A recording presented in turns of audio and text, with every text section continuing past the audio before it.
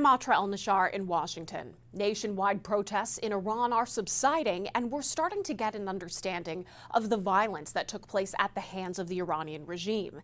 The U.S. military moving additional forces to the Middle East as Iran warns the U.S. against taking action. In Tehran's famous Enghelab Square, a new mural sends a warning to the United States from the regime against military action on Iran. Words in English on the side read, "If you sow the wind, you will reap the whirlwind." It's a big force. We have a big force going toward Iran. By Monday morning, U.S. carrier strike group USS Abraham Lincoln arrived in the Middle East. The commander of Iran's Revolutionary Guard says his force has its finger on the trigger.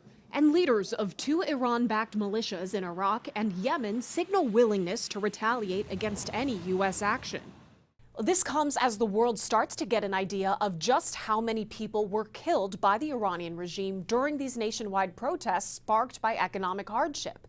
Iranian state TV claiming 3,117 people were killed. But two officials at Iran's Ministry of Health tell Time magazine it could be as high as 30,000. President Trump voicing support for the protesters multiple times this month. Many of them hoped he would act. January 2nd, Trump said if Iran kills protesters, the United States of America will come to their rescue. We are locked and loaded and ready to go. On January 10th, the USA stands ready to help. And on January 13th, keep protesting, take over your institutions, and help is on its way.